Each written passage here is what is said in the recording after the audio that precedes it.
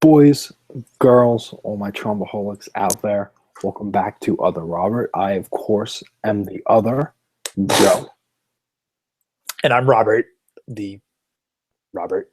And together that makes the other Robert there. Yeah, guess so.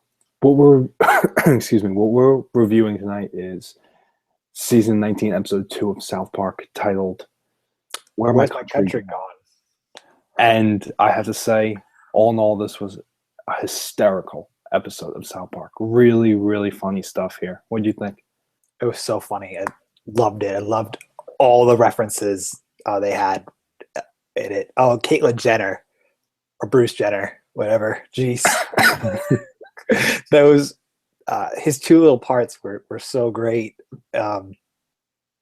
Butters. Good. I like Butters in this episode. He made me happy. Whole thing made me happy. It was a great episode. This episode really had a little bit of everything, and what I would have to say is a lot of people criticize South Park for taking on topical elements and not really having too much focused on the town. However, I would argue that this was keeping in tune with what they've done with the topical elements while also incorporating the town. We saw a huge kind of resurgence in Garrison, who really hasn't had a major role in a long time, and it was definitely welcome. And especially Garrison being the character to kind of take this Trump approach, Yes, was definitely the right way to go. Because Rob, you haven't seen South Park much, but in Christmas episodes for the first 8 seasons, they they would have Garrison.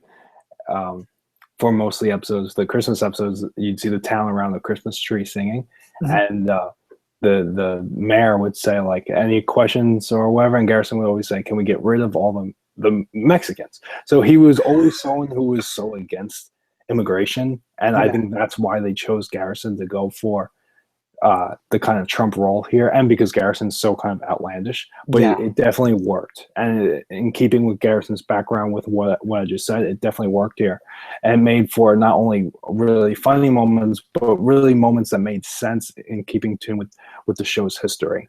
So what do you think in excuse me, in terms of the writing, the way they tackled elements like Caitlyn Jenner and Trump? They had two Trumps here. They had Garrison, they had American Trump and Canadian Trump.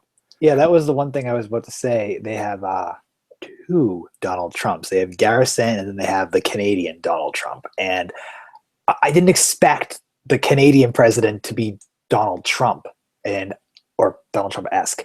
And I thought that was quite hysterical. And I don't like to swear on these, but Garrison's whole motto of effing someone to death. I was just like, oh wow, they really went there, and it was there, and it was so funny. Garrison, the Donald Trump just everything that they did with it was so great. And then I like the way they described the process of Donald Trump's campaign, where they went, we were just so excited because he was saying stuff, and then it got to the point where he was already being sworn into office. And I just thought that's kind of how the media is right now. Like, it was very good. It was very, very good. Yeah. The writing was quite nice. And I really like the contrast of the Canadians versus the Coloradians of how they're different looking, despite the fact that they will be the same. Right. Well, this is another thing with you being new to South Park. Canadians have been around in South Park for a long time, actually since probably the pilot with Kyle's brother. But Canadians have been around, and they've always looked like that. And the joke was that they always say guy and friend and buddy. So that's why they kept saying it. Oh, yeah, that's why the stop sign said stop, buddy. Yeah. And that's why we make, when we're live with our friend Real School, I'll make jokes about that. It was also funny to see, South Park will take something very topical at the moment, like the immigration politics of it all, issue, and they put a twist on it. And in this case, they went from Mexico to Canada, and I thought that was hilarious, and especially keeping into I didn't expect that. I really didn't expect them to swap it. I really thought they would have just gone there with Latin America as opposed to go to Canada, because Canadian immigration isn't really a problem.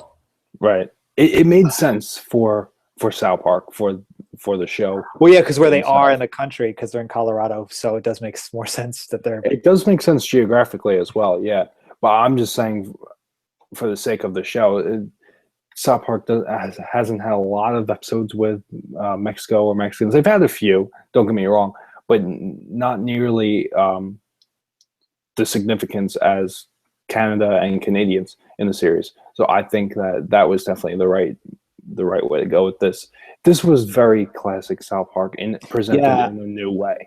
I watched all of season 18 last year, and I didn't like it at all. I know people like it quite a bit, but then I watched the 2 episodes of 19. These were like really fresh and fun to me. I thoroughly enjoyed what's going on. I don't really care for the Bruce Caitlyn Jenner thing, and I thought like hitting someone with his car 2 times in a row was so funny, because he hasn't even gone to trial yet with him. So I think that is a hysterical thing for them to reference. I mean, just the little references going on. I mean, even Garrison's hat was funny. Even the hat, exactly. They had the hat gimmick. Yeah, absolutely. It was great. The last thing I want to say about the episode is, for the past while now, seasons and seasons, the second episode of each season was always one that I thought failed to deliver. Since about season 11, I felt that every second episode of every season failed in a big way. And this, I think, broke that curse. I called it the second episode curse. If you see me on Agree Disagree for the past few years when I reviewed South Park, I called it the second episode curse, and the curse lived on. Just to let you all know, folks, this is his like baby. So the fact that he labeled a particular Exactly. The fact that I specified during a season is quite interesting. Like, he calls it the second episode curse. Like, he clearly loves this show. Well, the gimmick is you come back with a strong premiere, and then the second episode isn't good. Well, South Park, in my opinion, had that for a while. People disagree. People like, especially last year, gluten-free Ebola. I thought it was a strong premise, but ultimately went nowhere. But the curse is broken. This was a second episode that was great. I think this might even be better than the premiere. I don't know. They're both 2 very strong episodes and really, really funny. Funny, and they're written perfectly. Yeah. And it feels like classic South Park presented in a new way. I can say that about both episodes so far for season 19. Yeah, no, I would agree. They definitely hit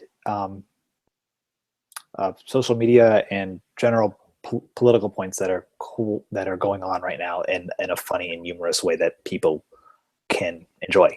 I think anyone who is following or knows what Bruce Jenner would enjoy this, or immigration would actually enjoy it, despite their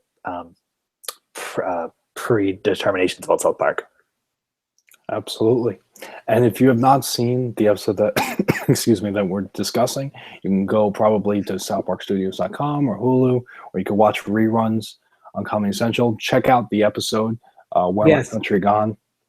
Yes. And also to say, it's in the title, it's in the description. This is a review. It's not the episode. So thank you all for tuning in and talking about it with us in the comments below. I appreciate that. I am Robert. That is Joe. Thank you for watching our review of Where My Country Gone on South Park. And subscribe, because it takes around this much effort to do so. And we're out. Good night, everyone.